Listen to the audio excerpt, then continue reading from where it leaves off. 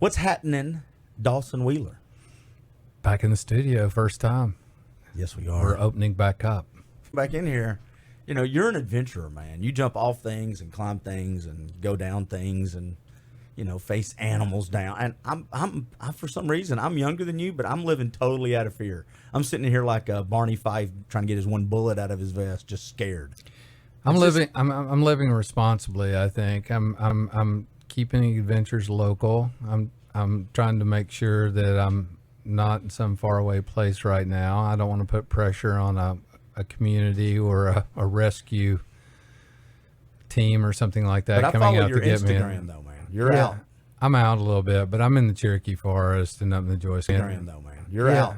I'm out a little bit, but I'm in the Cherokee Forest and up in the Joyce Kilmer, and I've been venturing back into the Smokies during the weekday because the weekends in the Smokies is a shit show. And is that the official outdoor term? Shit show. Shit show. Come on, folks. We can do better. But me and my daughter go for hikes. You know, we go to places and we're going. And I've said that we've said this several times. Visit our Facebook page, Dave Fire Podcast Facebook page. We've done a lot of live videos, and I've said this a few times. I think a lot of people are rediscovering that it is good to go out and have adventure, but out doesn't mean I have to get in my car and make a big trip. I can walk around my neighborhood. Outside is very available, and it's there every day. Well, here's the thing about local adventure. Pick a trail that you've not been on. Pick a waterway you've not been on. Go to a rock cliff and climb a route you haven't been on. That's adventure. Yeah. Adventure's not defined by, you know, a 24-hour drive across the United States. Of course, not soon, but anyway. We're talking adventure a little bit today. We are a little bit today, and we've got a really, really great person in here. We got Sunny Montgomery in here, and she's the editor of Get Out, or a editor, I guess is a better way to say it, of Get Out Chattanooga and also Chatter Magazine. So welcome aboard. Well, thank you guys for having me. Super excited to Also Chatter Magazine. So welcome aboard. Well, thank you guys for having me. Super excited to be here. Yeah, you know, I have been watching. You know, we first met with Get Out and doing some articles and around the Rock Creek stuff. And then I discovered that you are an open boater stuff. And then I discovered that you are an open boater. And so that has been one of the most intriguing things. But before we get into the open boat world, tell us a little bit about Get Out. Well, Get Out Chattanooga, it's published by the Chattanooga Times Free Press. It's a seasonal magazine, so by the Chattanooga Times Free Press. It's a seasonal magazine, so we are working on our summer issue right now. Comes out obviously summer, winter, spring, every year. And so we cover regional adventure. So, you know, climbing, hiking, biking, paddling, all that stuff. It's such a destination these days. And you guys do a lot of there's a lot of wayfinding pieces, where to, how to, when to, that go in there. And it is. And, you know, it's the only outdoor publication in the Chattanooga area, which obviously, you know, I don't have to say that Chattanooga is a huge outdoor community. So the only publication that we have dedicated to the outdoors. I think that's a big deal, and I think that makes Get Out just a super valuable resource. Well, this is coming from I've done marketing forever. I just like the texture, the way it feels. Everybody says that. I love that. what is the deal with that paper? Everybody says that. Well, it feels like outside. The deal with that paper. Everybody says that. Well, it feels like outside. It feels a little rough. It's a textured. Yeah. It's like a very coarse kind of. It's coarse. It kind of feels like you might be able to file your nails down. If you have 10 magazines on the table and your eyes are closed, you know which magazine you're picking up. It's true. Yeah, a lot of people are they're very fond of the texture. I love it. I'm gonna be honest, don't like it. Ladies and gentlemen, the interview is over. Why? I'm curious. You know, here's the thing for me, and this is like weird. It's like the sound that it makes. Like when they rub together, it's like this, which is the worst sound in the whole entire world to me. That's just a personal That's a weird separate thing podcast. that I know. We're down to it's yeah, podcast. We could do brooms and mall walking and Levi's corduroy pants or something like that. Yeah. How to start fires. And I think the cool thing about this publication is it's free too. That's right. It is. We also have an online presence. So people that aren't familiar with Get Out, I would highly encourage you to Google Get Out Chattanooga and just go through it. I think that that magazine needs more love than it sometimes gets. You know, I'm a super big fan of it, and I wish it was. Oh.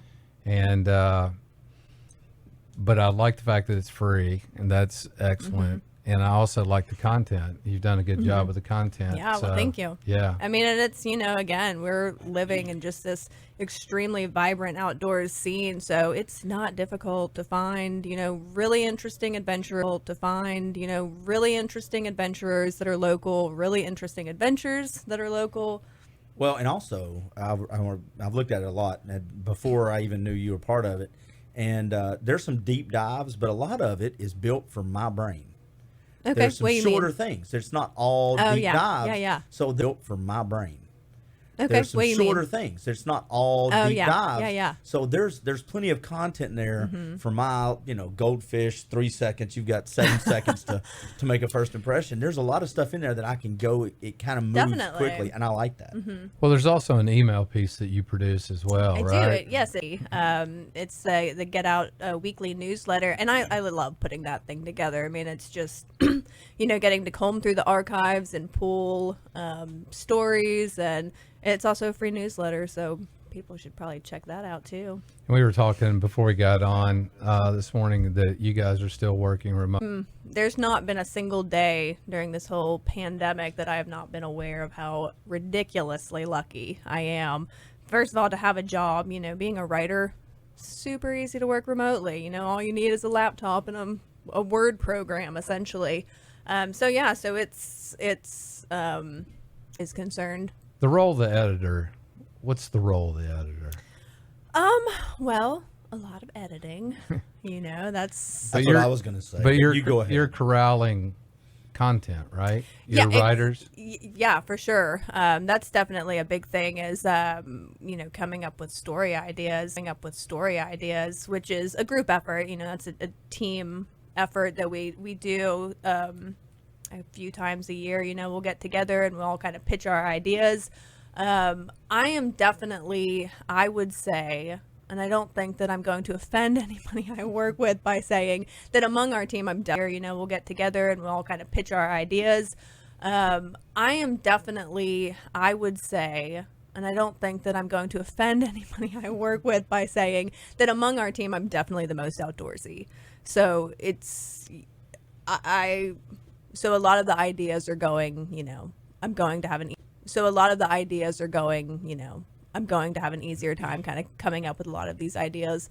So that's definitely a big thing, is getting together and kind of bouncing ideas off of each other. And then of course, we get some freelance pieces. And so that's something that I'll do as an editor, kind of go through these. Actually, one of our freelance pieces we have coming out in summer is one of my neighbors who wrote it, and she's an awesome kayaking chick named Lynn Barlow, and she did a guide to boater slang, which as a boater I was pretty excited to see. I can't wait to see that. I'm a boater, and she taught me some new slang. The one that she taught me, it's not coming to mind.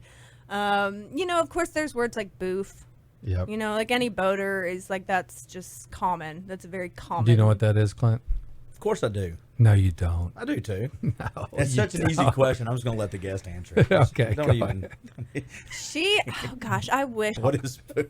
A boof is a move you make on the river. You want to, if you come up to a rock, and then it's so hard for me to even articulate this. I wish I had her piece in front of me. So a boof is basically when you're kind of launching off of a lip of a rock, of the edge of a. Is it like a Dukes of Hazzard type move? Are we talking about with the car sideways? Or I don't know that reference. You could go sideways and boof. Yes, you don't have to just be pointed downriver. Yes, you could do a shoulder boof. Is what I'll call I think I them. slowed us down enough, ladies and gentlemen. I think we're good. I can keep trying to find a way to what it is. That's what really matters. Yeah. When I think too, being such a good outdoor enthusiast, having content that's seasonally appropriate, so you're not putting out a snow ski article in June or something like that. Well, we don't put out a whole lot of snow ski articles in general. Just because there's not a whole lot. Ski We don't Gatlinburg? have But wait a minute. If you want somebody to Alabama. Cloudmont. Cloudmont. There's Yeah. a guy I know, Gene skiing. No. It could be. It Dawson could be. Wheeler, right over here, would contribute. He Hey. loves skiing, man. Oh yeah, no, I. Loves skiing, man. Oh yeah, no, I know. I do, but not in blue jeans. Well, you know, Or we've in actually Alabama. we definitely once a year we pitch the idea of doing a story on Cloudmont, which for people that don't know is a pretty eccentric little. It's the southernmost ski resort in the United States, I believe. It's in Alabama. It's a suicide on a family farm's hillside, essentially. With the tow rope. Yeah. Yeah. Yeah. And so I'm in. No. Well, you know, here's the thing is that I'm not sure that they opened last year because they obviously, you know, they have to wait until conditions are somewhat decent to attempt to make snow. And I'm not sure that they ever reached those temperatures last year. So anyway, so It's kind of a spur of the moment deal. Yeah. But I do think an article that, you know, because, you know, the number one state for ski clubs. Do you have any idea if you want to guess? Nope. Florida. No. Yeah. How so? The biggest ski club in America is in Florida. Because How so? the biggest ski club in America is in Florida. Because Floridians love to ski and they travel and they love club All right. deals and Interesting. so they've got one of the world's biggest ski clubs in Peter Glen, outdoor retailers based down there, I think, and yeah, it's a great ski Glen, outdoor retailers based down there, I think, and yeah, it's a great ski market. All right. You're just not going on Friday unless you're getting on Delta and flying into Summit County or Right. Utah or somewhere like that. But yeah, hey, I want to dive in because you're an open boater, Yes. and because you're an open boater, Yes. and let's just tell the guests first of all, what is open boating? What is open boating? Open boating is canoeing. An open boat is a canoe. You know, I think whitewater kayaking is a fairly familiar sport to most people, even if they are canoeing. Exactly, but unlike a kayak, your boat can fill up with water, and That's right. you offset that by filling it up with airbags, right? Yes. So in a kayak, there's quite a few differences, obviously. But one of them being that in a kayak, you wear something called a skirt, which goes around so that you can't fill up with water. In a canoe, you don't have that, though they exist. You know, Yeah. like decked canoes do exist. I think it's more of a Canadian thing where the water is super cold. But yeah, no, down here, I've never seen a decked canoe in my life. So you fill them up with airbags, and that's that when they do inevitably get filled with water, they're not going to, sink to the bottom That's of the always river. good. Yeah. Strategy number one: don't sink. Yes. I like yeah, that. that's important. But Yes. in the grand scheme of things, when people are picking and saying, I want to get into whitewater, the next word typically is kayaking. I think whitewater kayaking is a niche sport in itself, but whitewater canoeing, there's far, far less of us than there are kayakers, which to me is a little bit a part of the appeal. I think it's kind of cool to, the boating community in itself is a pretty tight-knit community. The boating community in itself is a pretty tight-knit community. You get to know people no matter where they live. You get to know other boaters in the community across the country fairly easily because, again, I think whitewater in itself is a fairly niche sport. But then canoeing being smaller, it's very tight-knit, it's very small, and that's cool. I like it. I like the fact that if I see a canoe on somebody's car, it doesn't matter what state I'm in, it doesn't matter what river I'm on. If I see a canoe, I think, who is that? I don't recognize that canoe. That's strange. Yeah. I think it's harder. You got one blade. Obviously, you're using Yes. a canoe paddle. Kayak paddle has two blades. You're kneeling Yes. instead of sitting on your bottom in a kayak with a skirt.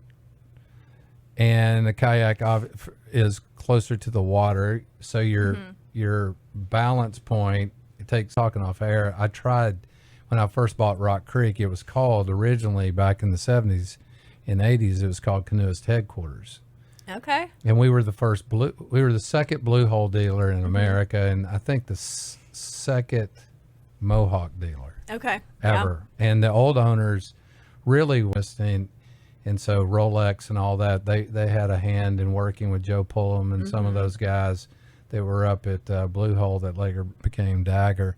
And so I felt compelled to be an open boater. And as I was telling you, I tried it for 5 years, Clint, and I sucked. I was terrible. I swam and I sucked. I was terrible. I swam.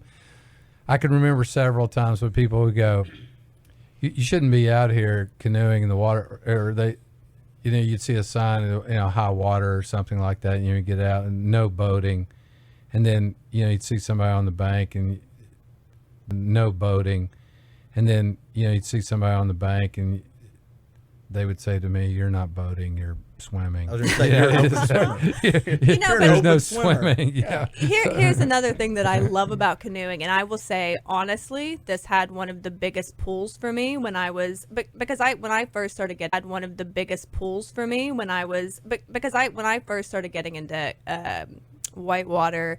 I tried the kayak very lazily. I mean, I did not commit myself to it. I learned to, I'd go to flat water practices and I learned to roll a kayak. And I hated the skirt. I hated the skirt so much. It's just totally claustrophobic to me and just panic inducing to feel that attached. So, what I was going to say was that, one of the nice things about being an open boater is that swimming is so much more socially acceptable. As a kayaker, swimming is frowned upon, you might get your role. Yeah, get that figured out. In canoeing, I am so lucky that the people that I boat with, I hang out with a number of the Class 5 boaters, which I don't consider myself a Class 5 boater. And, I see these Class 5 boaters swim. And it's what we do. Canoes just swim sometimes. Lovely as that is a T-shirt. I don't know. I'm saying you should claim that. I like it. Canoers just swim sometimes. So what kind of boat do you paddle? I paddle a black fly option. Okay. And another thing about I guess open boating is unlike most whitewater shop kind of gave up on trying to sell. They're hard to find, right? Yes. And that's when we were talking earlier off air, I said, there's 1,000 reasons to kayak over canoeing, and that is certainly one of them. Not only is it easier to find kayaks are definitely cheaper, especially when you're talking about used boats.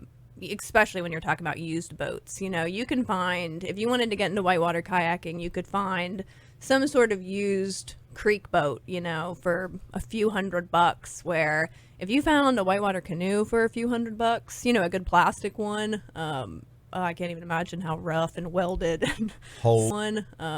I can't even imagine how rough and welded and and smashed up that boat would have to be.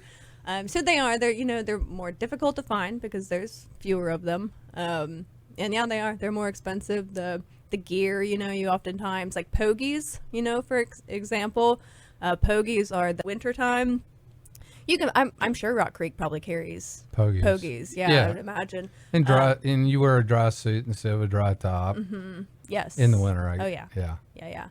And so, canoe pogies, that was like a challenge to find when I was looking. I've got a question, because if you're in the Southeast, a lot of times, and I spent a lot, that the open boat community has embraced the Tellico River. Or is it just because of the winter and it's free flowing? I think that, I've embraced the Tellico. I mean, the Tellico is definitely what I consider my home run in the winter. It flows consistently. It's, now that I'm in a drive. I think the association with the Tellico and canoeists, though, is probably due to the Ain't Louis Fest. Are you familiar with Ain't Louis Fest? No. So Ain't Louis Fest, it happened in March, right before everything was shut down. So, we kind of keep joking amongst ourselves that Ain't Louis Fest, which also goes by ALF. We call it the ALF Fest. But that it's going to, that it might be the only whitewater festival we get this year. So that happens every March. I think it's been going for like 15 longer years or something. And so during ALF every year, in festival we get this year. So that happens every March. I think it's been going for like 15 longer years or something. And so during ALF every year in March, it's typically, I think, the second weekend in March or something, they have what they call the OUT race, which is the Only Upper Tellico is what that stands for or something. They have what they call the OUT race, which is the Only Upper Tellico is what that stands for. And basically it is just the greatest shit show of a race. I mean, it's a mass start. You might have, Oh, it is. Oh yeah. I mean, you wow. might have anywhere between like 20 to, for people that aren't familiar, that's a small river. And so when you have, I don't know, even just like 20 something canoeists just kind of all starting, and this last year it was a little bit small because of the whole, Corona thing.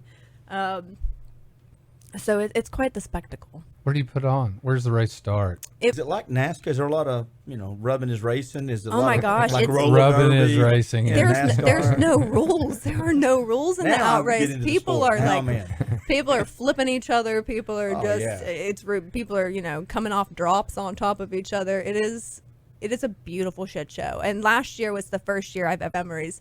Well, I had a friend actually who had never been in a canoe before, and so she decided to race as well. So a group of us kind of hung back with her. So there was no speed racing for me, but no, I did great. I didn't flip. Did you flip anybody else? No, I didn't. I Did was your just dark side come out a little bit? No, I didn't. I Did was your just dark side come out a little bit? No, Did the- but so my friend Kim Lucy is her name, who got into a canoe for the first time, and the Ledges is a 3-4 river, like it's not nothing. So she's never been in a canoe, but she's a good kayaker. She had never been in a canoe before, and so she just she's a good kayaker. She had never been in a canoe before, and so she just sends it down this stretch of river that's known for its drops. That's kind of what the ledge is. And the big drop on is Baby Falls. Yeah. And she just, she just swam everything. She just swam everything. It was. You guys down There are no the- safety guys. You're on. I'm your telling you, it is a shit show. They're not signing It is. forms. There's no No, No. no. notary. No, but I mean, you do have the Forest Service, and they've got. They do, and we, they do have to agree to it at some level. Oh, for sure. There's a permit. We get a permit for this. Yeah, it lasts for about a week. It attracts a bunch of Canadians. So open boating is huge in Canada, and so ALF, it actually kind of originated around Canadians coming down to this area during their spring break every year. So it can last anywhere from like 10 days. There's a campground, Cherahela Mountains. No, Are you talking about Indian Boundary? no, it's called Cherahela Sky Campground. CMT, Cherahela Mountain Trails Campground. I believe that's it. I gotta look it up. Look it up. It's a super cool couple that own it. Yeah, I'm not sure that they're open year round, but that's where we all congregate for ALF every year. So it's a good time. There sounds like we used to, well, they still do, a Chattanooga Rugby Sevens tournament where we have 60 or 70 teams from around the country come. It's called Pitch a Tent out in Wildwood. It used to be in Wildwood. I think they changed it. But it was, there was rugby, but it was used to be in Wildwood. I think they changed it. But it was, there was rugby, but it was basically about 5 days of people just getting together and having fun. Oh yeah, that's 100% what ALF is. It's great. And of course, in March, that's always kind of our rainy season. So I've only been, I'm relatively new to the sport. And so this is my third year going to ALF this March. The first year was basically when I started open boating. And so I totally just lost my train of thought. Hey, so tell me the claim to fame rivers. The bigger rivers that people know, obviously the Ocoee, the Chattanooga, the Nantahala. But when you start getting into the creek world, what are some of the creeks? I think that you'll definitely find open boaters on anything you find kayakers on. North Chick, Oh yeah, for Suck sure. Creek, Oh yeah, for Suck sure. Creek. I only know a handful of canoeists that do Suck Creek. Suck Creek's pretty intense. Yeah.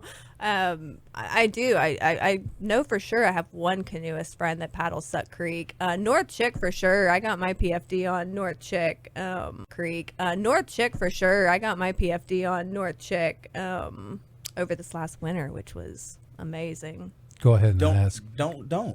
That's just. Go you know ahead. what? Go ahead and ask. I'm starting to just our first time back in the studio, and I have not missed your judgmental attitude and look, sir. What the heck's a PDF there? What is mental attitude and looks, sir? What the heck's a PDF there? What is it? What you call it? PFD. PFD, I'm sorry. Personal first descent. So basically a PFD is, the first time you run a river. So the first time that I ever got down North Chick Creek was this winter. I think it's going to be a long podcast if Dawson. Was this winter. I think it's going to be a long podcast if Dawson shoots daggers at me every time you say something I don't know. I think it's nice. Y'all obviously are familiar enough with each other to where he didn't even have to wait for you to ask. He knew. He just knows I'm from East Ridge. He knew. That's where this comes from. Well, no, I think it's good because people are listening and they're wondering what. That's my husband. Neither did that dumb guy on the podcast. So I feel like I'm going to grab step up. The guy with all the knobs and everything. Absolutely. So so North Chick, that's Is there an open boat club?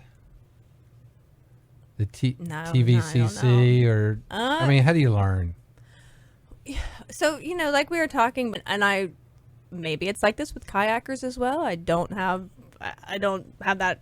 I don't know. I don't have that experience, but I know with canoeing. When I decided to get into canoeing, it was instantly. Every canoeist in this region just came out, here, borrow a boat, here.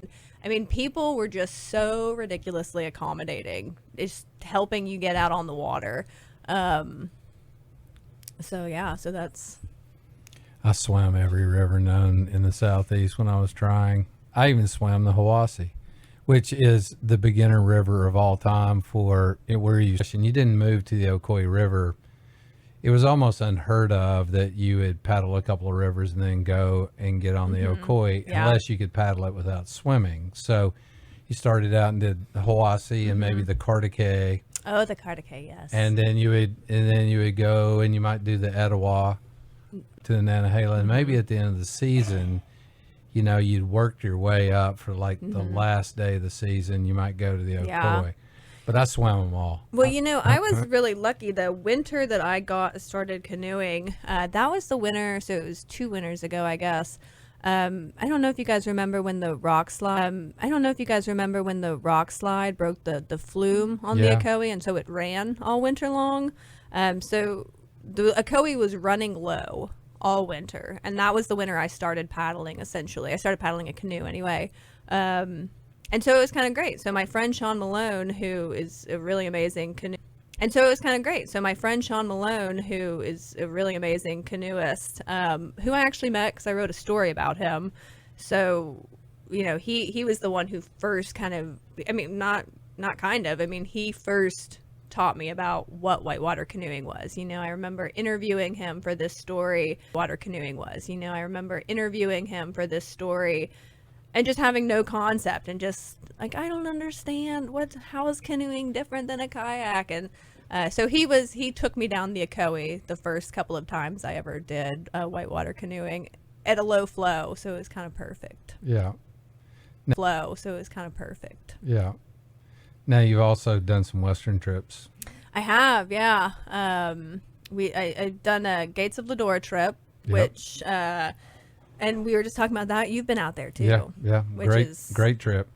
Just one of the most beautiful places I've ever seen in my life. You could do that trip. I haven't seen you in the studios. Snaps. You could do that one. You can. You could ride in a raft, and you could camp out. Listen, 3 or 4 glorious days. I've whitewatered out in Idaho. I've whitewatered the Chattanooga, the Ocoee. I've done my. See, you're ready to go. I've swam everywhere. I've been in the water and. There's one big that's got a big drop. I remember there being one big rapid.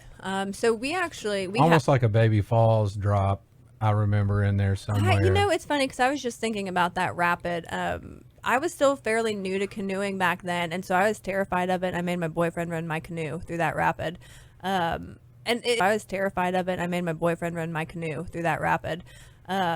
And it's one of those rapids that now I think God, I want to go back there and look at it now because I bet it looks so different now that I have experience. You nail it.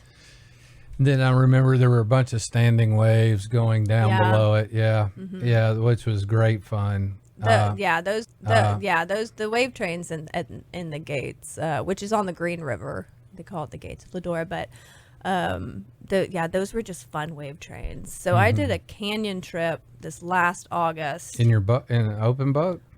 Hell no. I mean, I had an open boat Yeah, with there you me. go, Dawson. We had rafts. You know, we were out there with oar frames in the canyon. Have you ever been out in the canyon before? No. So, you know, what? Private trip. Yes, Yeah. yeah, it was a private trip. So we brought a canoe with us. So I canoed everything that I thought I could survive. That water is, and the idea of canoeing some of that, let alone rafting it, you know, it's just unfathomable. Yeah. How many days were you in the canyon? We were out there for 16 or 18, I can't remember now, 16 to 18 days. Yeah. So the big question I always have for people is how many cases of beer did you take on your trip? What was it? So my boy leader of it, and so he had what was his equation for us? I think it was 10 beers per day per person or Yeah, something. that sounds about So right. that's What are y'all, rugby players? Yeah. yeah, you know, it's funny because I remember before the trip when he was saying that, and I was just like, "You're insane!" Like, I don't really saying that, and I was just like, "You're insane!" Like, I don't really drink So that when much. did y'all run out? We didn't actually. You know what? We still have some of our canyon beers, and every now and then we'll pull them out because you can't even read the labels anymore. They're all Yeah, grounded yeah. away with sand and You stuff. put them in a and- drag bag. Yeah, behind- and so they're kind of yeah. our special occasion beers now. That you know, they're kind of Yeah. our special occasion beers now. That you know. You So get fancy. well, here's Yeah. here's the deal, or at Busch least Light. here's the deal for me anyway on Westwater Canyon or Gates of Lodore on the green. But Clint, you take all your beers and you keep them cold during the day. You put them in a mesh bag and you throw them off the back of the boat. It just buffs the labels off of them, Oh, yeah. right? So they're all just the same. So we put Cokes, Mountain Dew, bad beer. Oh, so it was like a surprise. It was a surprise. Aw. And so you'd have non-alcoholic, alcoholic beers, and then you'd have good beer, and then you'd have bad beer. So you'd have PBR, and then What was PBR? What category did you put that in? it's craft beer, right? Yeah. You know, here's my thoughts But on you- PBR. PBR, cold PBR, it's all right. Hot PBR, one of the worst things Ever. you will drink in your life. I cannot handle it. But the rule is, you know, because you've only got so much liquid, you're drinking it. Oh yeah, no, you No. give up any sort of snobbery real quick in the canyon. Yeah. No boxed wine, boys. Leave the boxed wine at home. We You might can- have had some box wine. You can have box yes. wine. Yeah, it'll pack. Yeah. There's several things that you get real familiar with There's several things that you get real familiar with everybody on a on a river trip. Yeah, But The more I hang out with Dawson, the more I understand that beer is vital for the outdoor adventurers. for sure. Yeah, absolutely. I agreed with that. And campfires, beer, and a little, otherwise, it's just sitting in the woods, dude. It's all you're doing. Is just, With Dawson, the more I understand that beer is vital for the outdoor adventurers. For sure. Yeah, absolutely. I agreed with that. And campfires, beer, and a little, otherwise, it's just sitting in the woods, dude. It's all you're doing. Is just, if That you're not sounded creepy. drinking, A documentary. that is not camping. Dawson Wheeler just sitting in the woods. That's just sitting. That's just sitting in the damn woods. Jeez almighty. You It starts off, I thought he was nice. He was a quiet neighbor. More Dawson sitting in the woods. No, it's really good. You're going to go back, right? So Have y'all got a hopefully, You're waiting on your permit? no, we have the permit. So it's not so it's in October. Yep. You know, the way the world looks right now, I feel very hopeful because they canceled. You know, there for a while they were postponing. People would get permits and they were, supposed to launch say in April or May, and those a lot of those trips were getting postponed because of the pandemic. I think rural communities are worried about. It's not the I guess they're worried about the people coming into the For sure. community, right? Yes, I'm. And then if there was an issue, then you're leaving a special gift, a parting gift, which would not be very cool. For sure, yeah. And I think that's, when talking to a lot of my friends that are maybe packing up a little early, a while back and kind of, I need to get out and I'm encouraging people to maybe hang on a little Yeah, bit because definitely. you read these things like recently in Montana, there was a guide service. This is like 2 weeks ago. And, went into Montana fly fishing and then they left the virus Yeah. with the guide Yeah, service. And so that's pretty shitty actually. For sure. For sure. to not test out. Yeah, and I too have been extremely cautious in my thing. The last time I paddled anything outside of Ocoee was during that out race.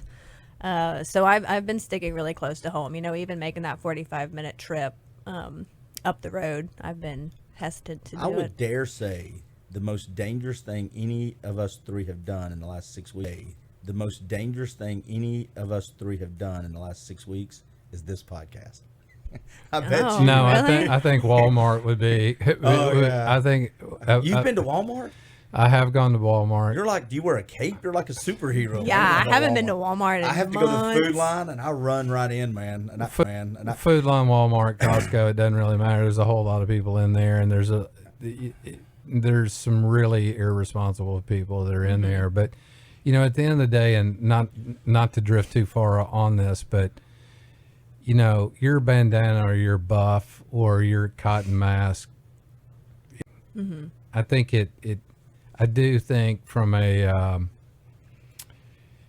I think it creates the need, or I think it shows that we're in a situation that we need to stay like we are in the studio. we're 6 feet apart. 6 feet apart, but And I'm leaned way back. I'm in the outdoor industry, and as recreational people, they filter down to 0.4 microns, and you see what that big filter looks like. And if you think about a virus is even smaller Right. than Giardia.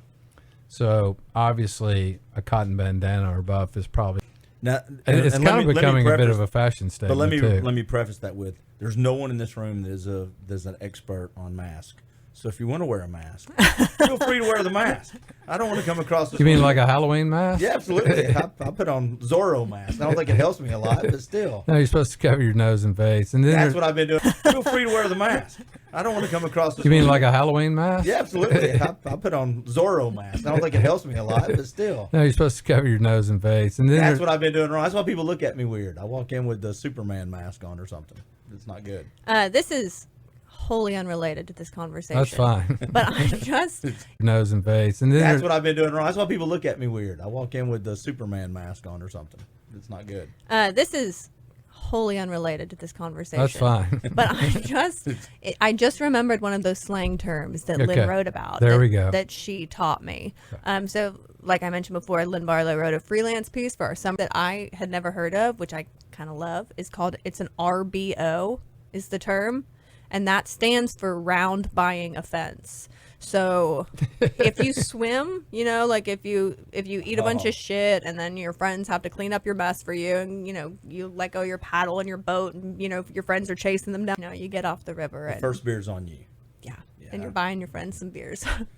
Hey, so I want to drift over to you live off the grid, but you also have a taco truck up on the Ocoee River, right? I do, yeah. Me and my boyfriend run that. Tacoe. That's what it's called, tacos plus a Ocoee. See what you did there. Yeah, I like it. to come up with it. But yeah, it's with last year was our first season. So actually Memorial Day weekend was our opening weekend.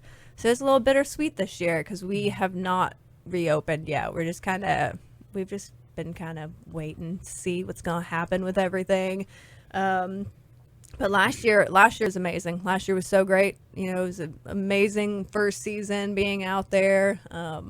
I had essentially no restaurant experience going into this. So, there was no telling how I was going to take to, working in a 12-foot long, 150-degree trailer, with my boyfriend all summer long. They could have gone really, really That's a wrong. reality show. It could have gone really wrong, and it didn't. It was amazing.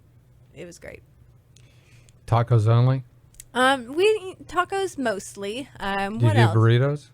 I think we're gonna start when we reopen. Yeah, a big fat burrito. Wow. That's what we've been living off, breakfast burritos out at the house. So you just mentioned living off the grid. So we don't even have a kitchen right now.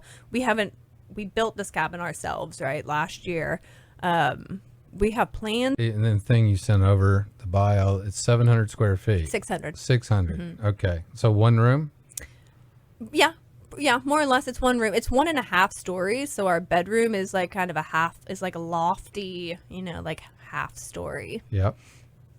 Yeah, and so we've had taco. So that's our kitchen. It's worked out really well. That's pretty cool. Yeah, food. Yeah, a taco truck as your kitchen wins every time. Yeah. For I sure. have granite countertops in an island. I've got a taco truck. You make the magazine cover, ladies and gentlemen. Yeah. Your kitchen's getting featured in our next Absolutely. building magazine What for view sure. do you have? See that taco truck? So no water? So How do you get your water? So we live right behind a friend of ours who sold us the property. He owns a dog daycare. We're totally just mooching off of him, to be honest. We have, the 5-gallon bucket big military. We have, the 5-gallon bucket big military plastic jugs that people take on river trips a lot. So we have, I think, 10 of those. And a couple times a month we'll drive him down the hill and fill him up out of his spigot. But so here's the thing. There's actually been some developments in our off the grid. My boyfriend texted me right before we started recording and said that they have installed our water meter, which we don't have water yet, but someday. We will now someday. Yep. So, What about electricity? we officially have electricity and hooked in. So when we bought this property, it was like a chunk of property off of my friend's acreage. Yep. So there was no utilities hooked up at all to this area. So we didn't go in. We bought like a little under an acre and a half, and the plan, we never went into it thinking like we're gonna be homesteaders and we're gonna go live off the grid. It just like was just the reality, and there was no electricity, there was no running water. Like we knew we could handle it. We knew that it wasn't, that we're the type of people that could handle an experience like that. So the plan was never really to be off the grid forever. It was just that it sounds really expensive. Yeah, well, my first house when I got married, I was thinking about this, was on the W road, and we didn't have any heat. And it wasn't. It was for no other reason that we couldn't afford a house. Yeah. It wasn't. It was for no other reason that we couldn't afford a house with heat. So I was in the outdoor business, so you just bought a big down jacket. Yeah. Well, we've been using a kerosene heater. We started with kerosene, but I didn't like the smell of that thing. No, that's old school. Yeah. I grew up with I didn't like the smell of that No, thing. that's old school. Yeah. I grew up with my dad had a carrier. Even we had heat and air, but in the winter that heat went off as much as possible, and he fired up that kerosene heater, and it warmed everything. But for at least a couple hours till you got used to it, I felt like I was working in a hardware store. I'm like, that's or awesome. a coal mine. So we moved out there it was in November, and so we've spent like the last 6 months being off the grid. And So you say Ocoee, so I know Copper Hill and I know Benton, and are you at the top end of the river, or are you? we're at the bottom. Okay. So when you start, we're basically at the bottom. So we're really close to like AU and the bus bar, if people know where that is. Yeah, yeah. What's the best bar on the river? Well, I'm pretty sure there's only one, so and that that's make the it the bus best. bar. So, no, the bus bar is great. And I just saw on Facebook that they're, I think, planning to reopen on June. Good people over there, and there's good times. So, They do you have picnic tables at the taco? You're in a gas station parking lot, right? Right no, next to it. technically, we're right next to the gas station parking lot. We're technically in Ace Outfitters. So Ace is one of the new outfitters on the Ocoee, and that's directly across from Rock Creek. Ace. So we're set up in Ace parking lot right next to the gas station, and So- there are picnic tables. So you could go next door and get a beer and Yeah, that's the beautiful thing about it, is that Yeah. Ace is like, that's private property. So we're absolutely welcome to sit at those picnic tables and have a beer. And you just walk right over the gas station. well, it's got to be a bittersweet job, boater. You're super passionate about being on the Ocoee, and you've got another job. Well, so this was our routine last year. So last year, and we were actually still living in Chattanooga over the summer last year. So it was like a little bit of a commute to get to the Ocoee every weekend. So what we did last year is we would wake up early, up to the Ocoee. We would do an early morning lap, and then we would get to the taco truck, open it up by 2. And it was great. I got to paddle, and then I got to stand in a window and like see my friends all day long. So there's no lunch here. This is after boating food. Yeah. 2 on. 2 p.m. After boating food. Yeah. 2 on. 2 p.m. was like when we would open. But, now that we're actually in the Ocoee area, we've talked about maybe opening up for breakfast and doing some of those breakfast burritos now that we don't have to, drive an hour to be there. What proteins? Chicken? Chicken, steak. What proteins? Chicken? Chicken, steak is definitely the most popular. Of course. Yeah. So we would do steak, carnitas, which were amazing. Sometimes chicken less than you might imagine. Chorizo, which was also really popular. And the chorizo, which was also really popular. And the tamales. How you make tamales? I make the tamales. I am. Really? I'm a tamale queen. He gets all happy and smiley. He's like, Well, I love cooking and so the tamales get you happy. I watch how to because No. you use like a cornmeal batter, but it's still soft, and then you put whatever you want to put with it. So let's just say pork, Right. and then you're wrapping it in a husk, and then you're steaming it, That's right? Yeah. It's easy, Do you make fat ones or the little skinny ones? Well, it's funny because I did make them too fat. I'm just like, Oh, I like them fat. right? Who doesn't? Yeah. I know. That's what I said. Because there's a local place here that's kind of known for them and fried chicken, but their tamales are like cigars. Yeah. Yeah, and I'm not. No. I need them to be. Like a hot dog. No, You bigger. want them I need them to be. like a hot dog. No, You bigger. want them you want them Way than- bigger than a hot dog. Okay. Like a hot dog, not a hot dog in a bun. Like a brat. Yeah, I mean, like an inch in circumference at least. Yeah. Yeah, Yeah. So like 2 tamales is going to I'm really just show gonna be you out. honest. Like 2 tamales is going to I'm really just show going to be you out. honest. Here's one of the, ladies and gentlemen, let me go ahead and forecast one of the episodes we'll be doing. In the We're going to have next few Sonny months. in here. We're going to do We're going to have no more tamale just Sonny. making. It'll just be 2 or 3 other guests, and it's just going to be food for the trail. That's what we ought to do. Tamales For rock. adventure, though. Like, we used to use. Do you have sauce? Oh yeah, we make our own salsa too. get- That salsa, I live on that salsa. It's So if I get a tamale, can I order, does it come with sauce? Or do you just order salsa or cheese sauce or no. or a red sauce? Or green? it's yes, we have red and green sauce. Oh, okay. That's we have salsa. So then we had bottles of salsa, an assortment of them sitting out in a cooler. We probably won't do that because we're probably going to try to keep people from like being all Sharing. touchy on everything Yeah. this season. So, but yeah, so you have just your getting option. a little plastic thing. You know? Yeah, that's probably what's going to happen. Yeah. So tamales are actually really easy to make. Oil, water. Can you see my why there's passion for lard cornmeal? So it's they're fairly easy to make. The thing is that it's just like that. It just requires a lot of effort. And a big steamer. Wouldn't. Yes, and I mean like nobody's gonna make just 10 tamales. Like it's not worth that to just make like a dozen. So when you make tamales, we would tend to make like 100 or something. So it's labor intensive, but it's not difficult. I feel like I'm in a Cuban cigar sweatshop. That's how I felt all last time. I was just like, I am literally in a sweatshop. You got chicken. All last time I was just like, I am literally in a sweatshop. You got tamale chicken. making You got sweatshop. chickens. Yes, yeah. Are they making eggs? Are No, they big enough? They're just babies.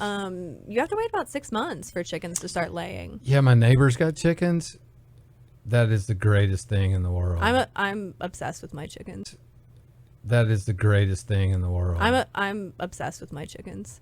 Everybody For sure. that I know that gets chickens ends up being like, it's like CrossFitters. Once you're a CrossFitter, you're talking CrossFit. You'll start talking to my buddies, and they're like, "Yeah, I got a couple chickens." 3 weeks later, "How you doing?" "Dude, my chickens." I'm like, "Really?" "That's where we're with chickens." 3 weeks later, "How you doing?" "Dude, my chickens." I'm like, "Really?" That's where we're going with it. They're chickens. Oh, he's got a whole my neighbor's got a whole smorgasbord of different breeds. Oh yeah. So it's like quite the little parade when they come out of the house because they're all in costume. I mean, they're not; these aren't your average white chickens parading That's around. us too. We have a bunch of breeds. In the summer months, they're cranking out an egg a day per chicken. So That's a lot of eggs. Yeah, for sure. They will. Here's something that I learned about chickens, because I'm not going to lie. I didn't know enough about chickens before getting them. And so when you buy chickens from a breeder, from a feed store, I mean, if you buy 10 chickens, like maybe they're 10 roosters. You don't know. You're not going to know until they grow up. They don't come with a birth certificate? They do not. Who knew that? And so I didn't know that until after my boyfriend brought them home. And I'm just like, realized this. So right now, my chickens are going through a teenage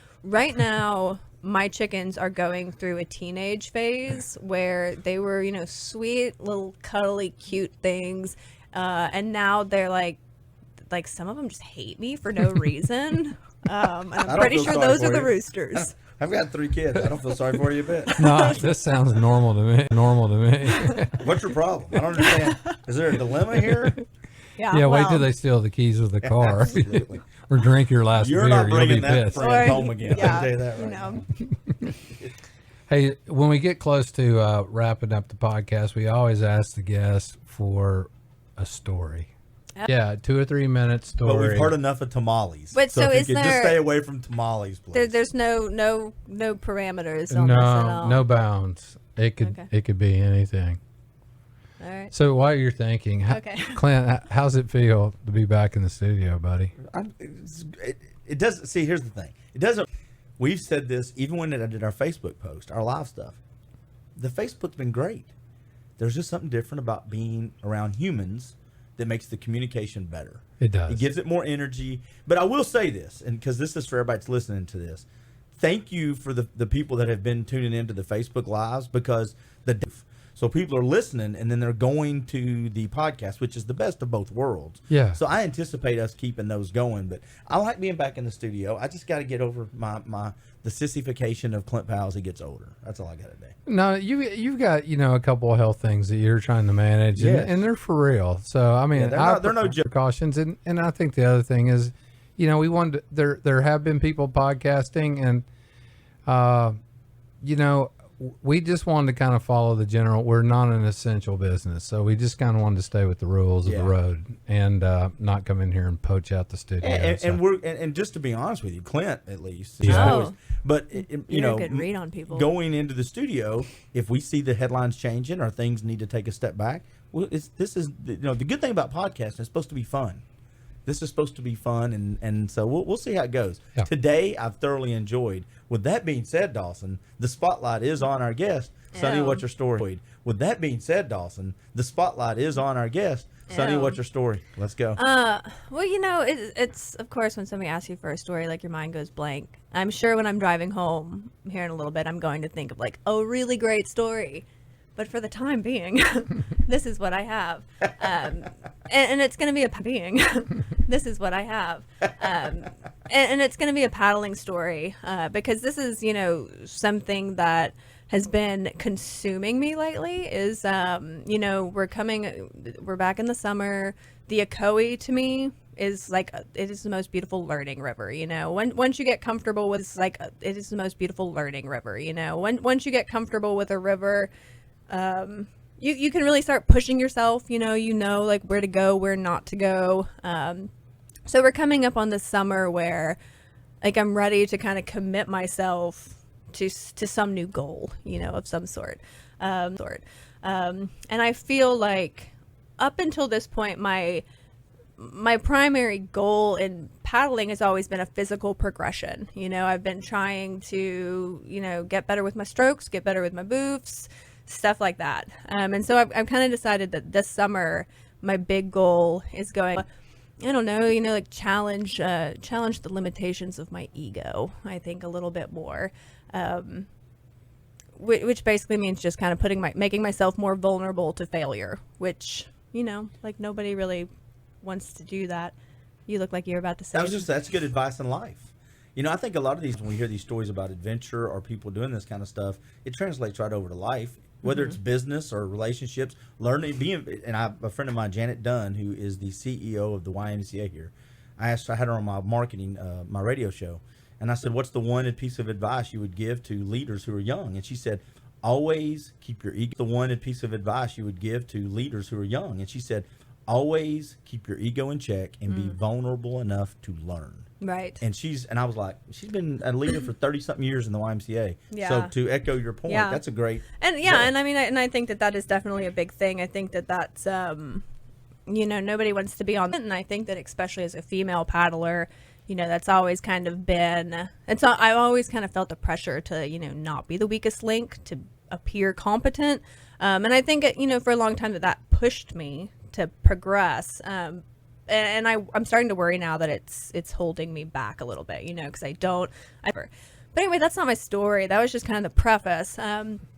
So the story I wanted to tell was, we talked about ALF before. And so this past ALF, I just had the most amazing time. I was running these rivers with all of these friends from all over the country, and just like, I felt like I was crushing it. I felt like I was doing it just felt like this really beautiful, seamless weekend where I felt like, I was watching a lot of my skills just kind of like taking shape. Everything I had been working for, I was like seeing it on the water, and I was super stoked about it. And so, so I'm running all these different creeks, all over the region of Ocoee season. Ocoee is like my home river, right? I keep track of all of the rivers that I paddled. And so I'm coming up on my 100th run of the Ocoee. So wow. Here's a river that I've ran literally almost 100 times, right? So I paddle all these like class 3-4 creeks all winter. I'm coming up on my 100th run of the Ocoee. So wow. Here's a river that I've ran literally almost 100 times, right? So I paddle all these like class 3-4 creeks all winter. I do great. And then the first time I go and I hit the Ocoee this year, I go to hit a booth in great. And then the first time I go and I hit the Ocoee this year, I go to hit a booth in Cat's Pajamas, which is one of the last rapids on the Ocoee. I go to hit a booth that I've hit 100 times before, The water was a little bit higher this day, and so I hit the booth in the ledge hole underneath it. I mean, I don't even have time to roll, right? Like, I come off this booth, hit it sideways, I flip, paddle, yanked out of my hand, hits me in the face. I'm just like, underwater somersaulting. It was extremely violent for a river that I'm like super comfortable with, right? Do I have all my teeth? Like, that is, I mean, there's like blood coming out of my mouth and stuff. It was extremely humbling, right? Like, this is my home river that I'm confident enough to like try a lot of new stuff on this river. And it totally just beat my ass. It really shook me, for a while. Here I am thinking that the Ocoee is like, it's just a friendly learning ground. And I let my guard down for a minute, and it kicked my ass. And I think that like, that's really hard for my ego to accept that. But at the end of the day, like, it's really important. It's really important. And so that this summer, like, that's kind of what I want to commit.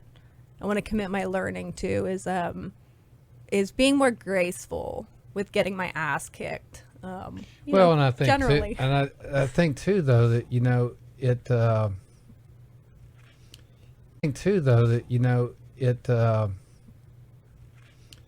in the outdoors, doing things like rock climbing or whitewater boating, if it's kayaking or open boating, windsurfing, sailing, there's all these things, but you can get comfortable and you all of a sudden find yourself in a bad spot. Yes, for sure. And that's a great thing to get early. I did see on Facebook though, you had quite a little bloody lip. Yeah, I did. I posted a picture of my face. It like ripped the contacts out of my eyes and everything. I'm like, that's what caught me. I was just kind of scrolling through Facebook one night and I saw a picture of Sonny. I'm like, who hit Sonny in the mouth? I'm like, damn, the chicken, car or bus? She needs one of those nice PBR cold beers. Yeah. Sonny Montgomery, thank you. It's super fun, guys. For open boating advice, Facebook, you're on there. I am. I'm sure you'd be happy to. Hell yeah, man. Anybody who contacts me and says, "I want to get in a canoe," I have an extra canoe. I'll put you in a canoe. There you let's go. go. And run. also find Get Out magazine and for sure. Chatter yes. magazine, too. July. Okay, good. Hey, All and right. do us a favor. It's our first time back in the studio, so now, and just every day, just go check dayfirepodcast.com because you don't know what we have up there. Plus, like our Facebook page, and you can see some live videos, and you can actually see what Dawson and I look like if that's some weird way. That's Gonna be real. If you want to know why we do podcasts more than live videos, come over to Facebook on Dayfire Podcast. And it'll But clear it right up. that's right. Check us out. Leave us a review as well, especially you iTunes fans. Dawson, thank you, sir. Have a good day.